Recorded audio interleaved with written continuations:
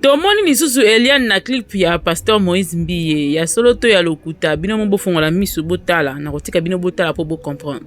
Pasteur Moïse Mbiye, mon pasteur que j'aime beaucoup, hein, très pétri de talent, hein, le sacré Pasteur Moïse Mbiye. Nani oboya bande monata boboya bolinga ngo kaka lobi nango sulutani jibe pena to ebike bolinga ngo ata boboya to ebike bolinga ngo. L'incontournable robo yendenge nini nzembo ne koyemba kaka ata ya siko te ata ya kalo koyemba. Pasteur Moïse Mbiye nzembo otanga zoleka na ba TikTok et consort likolo ting didi na se ting ding à la croix pesa zwa batu ba lobby ba formule so na nzembo nini eza ya lolenge nini nazoluka muta mabina moko awa na kati ya bimaye bako betela biso lindanda ye bako bina veut dire bo comprendre. Donc yango na ndelo tonto lobela lelo bongama na siège na yo pona ko choquer yo makasi. D'ailleurs miko na olinga mafinga makasi parce que na yeko comprendre que na mokili oyo peu importe ce que tu vas faire, on va t'insulter. Peu importe le rosala batu barolinga rotonga on ndinga mabe barosala kaka. Batu barofingo barosala mutu moko azo lale la ngai na ba commentaire na on le lo fort et là que ça pena que vraiment je commence à atteindre des niveaux quoi. Po baye ba yo na Congo fo finga makasi. Soko finga miteza moi pasi. Tikara ba finga to ke bongo. Balo ba mabe pona me bakuta ona katite. Na molimo wana nde toza ko tambola. Ko souffrir na oyebisa yo la degré kotika la rondimate. Oyo wana eza Eliane oui ou non. Bino mo bofongola misu botala si c'est Eliane ou c'est pas Eliane. Mais Eliane on a na Paris. Te bon total na biso mo total na bino elongo pote ba ko comprendre. Nzembo o Pasteur Moïse ayebi ko pesa biso album mo depuis bimeza na ba 300 et quelques. Bomoni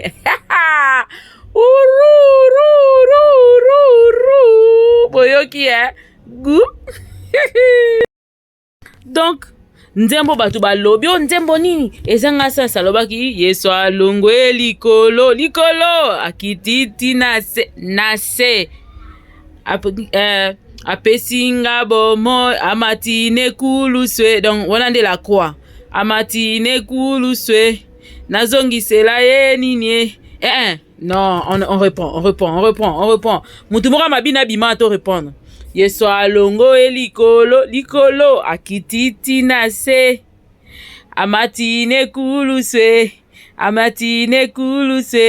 apesinga bomo pesha nazongisela ye nini ezwa nazongisela ye nini alongo likolo akititi na se ndimi ekuluswe wande la croix ningo zoyoka alongo likolo na se à la croix pesa zwa.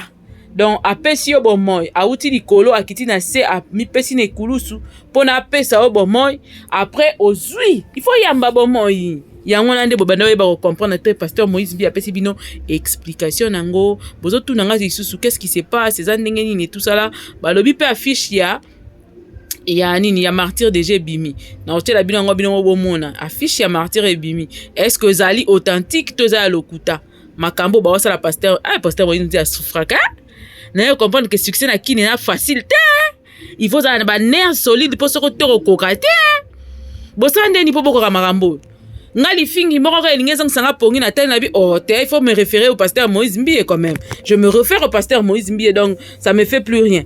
Na yeko tala siko vidéo ya nzembo ya Pasteur Moïse na tayango 4 fois d'affilée en boucle. Na yeko comprendre na moda bisika nini batu ba ya d'ailleurs biso que non eza milimo mabe.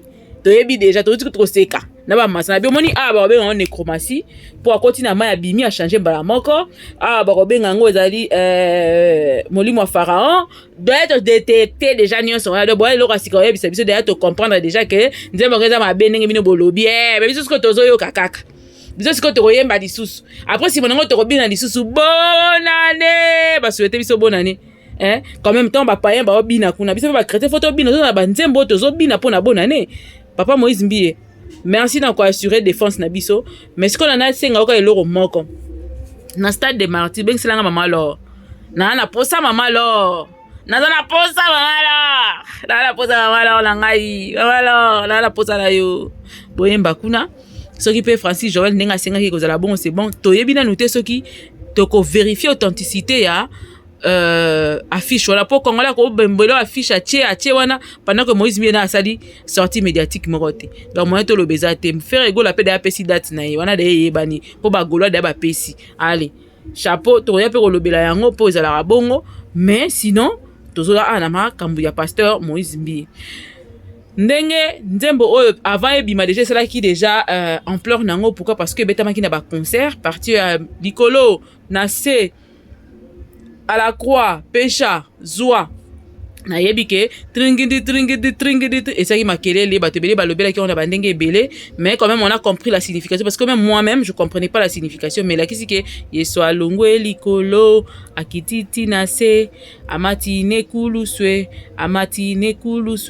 apesinga bomo nazongisela nini après lobby to yebike yesu nde mutaleki bango po yenda leki bango to vérifier pe to comprendre ka leki bango parce que to make up banzambe mosusu meteo comprendre que Dieu suka ande fin do yeka ande aleki bango yenda a danger apesi asali nyonso mutako kopesa bo mo ikoleka Yesu azate azui wapi bozui côté nini.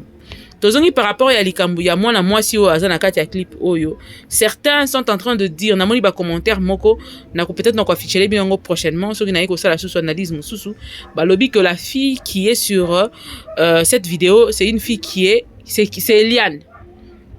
Mais de près, on a essayé de vérifier l'information. Cette fille qui est sur cette vidéo que je vais vous mettre maintenant, que ce n'est pas Eliane. Mais c'est une fille qui a des traits avec Eliane. Sous balobi que ezali parce que pasteur Moïse Mbie azo tumbola Eliane, mais sous balobi que soit ezala bagou Eliane aza bagou ya pasteur Moïse Mbie parce que aza humain, aza mutu, peut-être que ça bagou na ye. Oui, mais voilà, c'est mon pasteur que j'aime beaucoup. C'est mon artiste préféré. Depuis le loté, depuis Kalakala, depuis Zana Neloroté, depuis Bibomba, Koutnan Koutatate, comme aux production. Nalinga déjà, Nalinga Kaye Bongo, ce n'est pas parce que Nalinga Kaye n'a pas l'analyse, mais Naye Kolobela Yango Lelo, non pas parce que Nalingi pasteur Moïse Mbie Kaka, non, mais parce que namoni et pandi au sala déjà débat bandi amakele parce que Moïse Mbie ayebi ndenge banaka yeba pe mingi ndenge sukaka.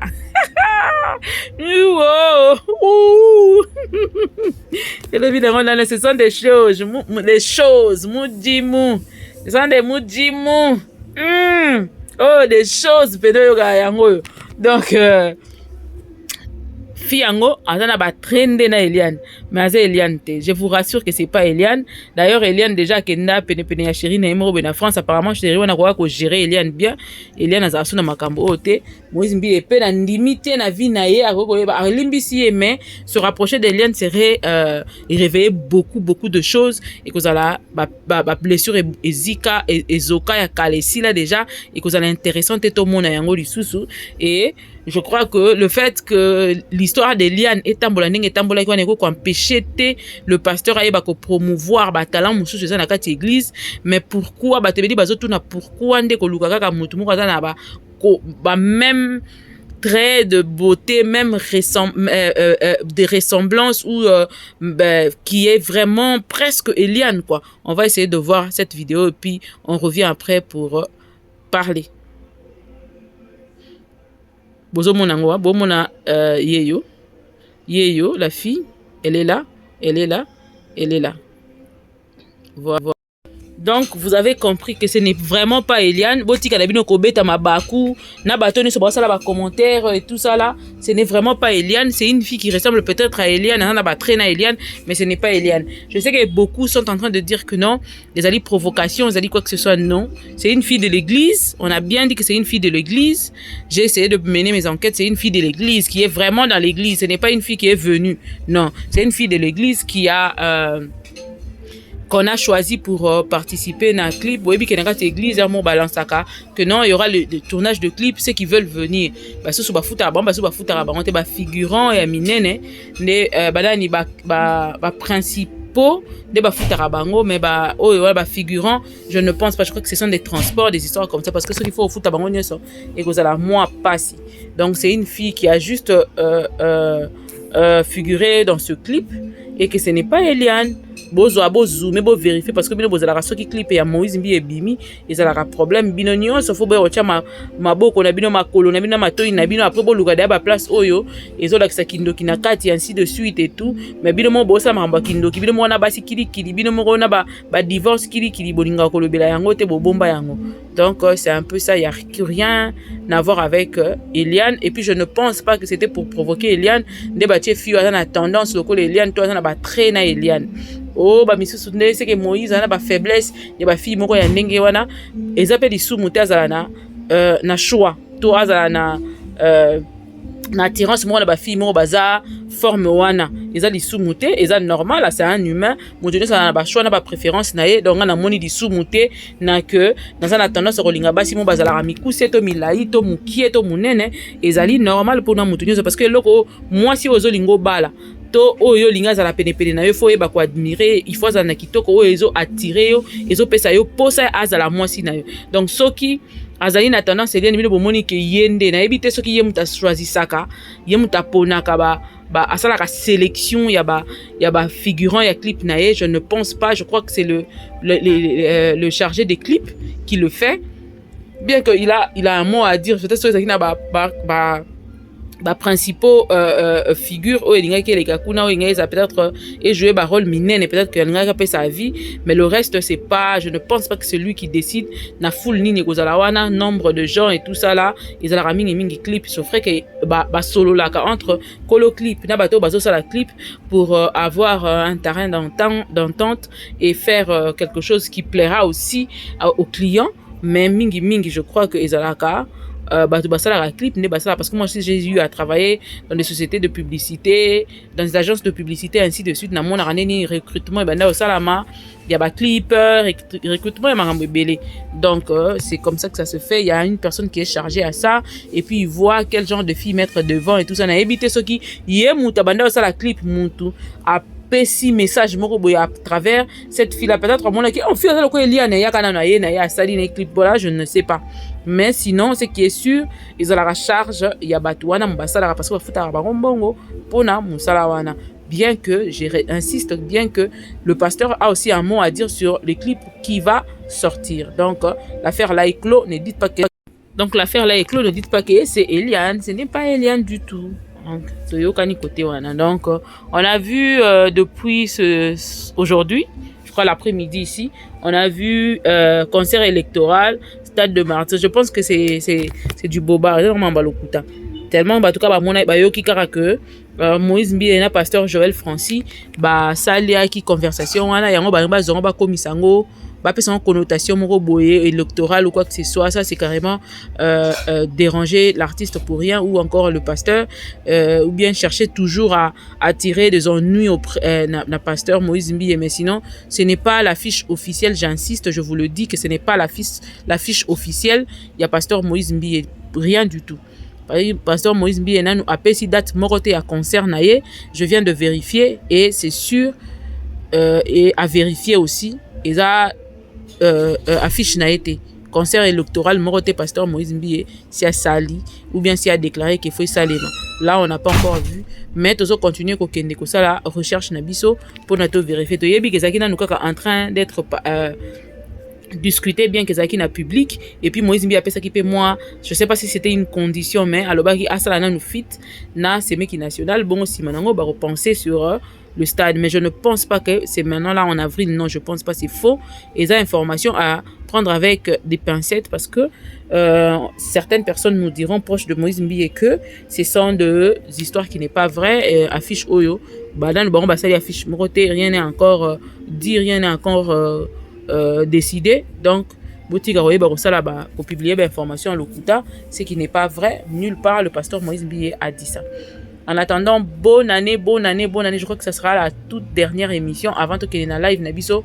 Il y a passage traversé Nabiso vers l'année 2023. Dieu nous a permis d'y entrer. Alors, on va le rendre grâce très bientôt là. À partir, il y a Tozala nous 23h, 22h. Ici à Kinshasa, à l'heure de Kinshasa, on sera en live à partir de 23h40. Si Toko on a traversé Nabiso. Donc, en attendant, abonnez-vous beaucoup et belé. Bozalawana.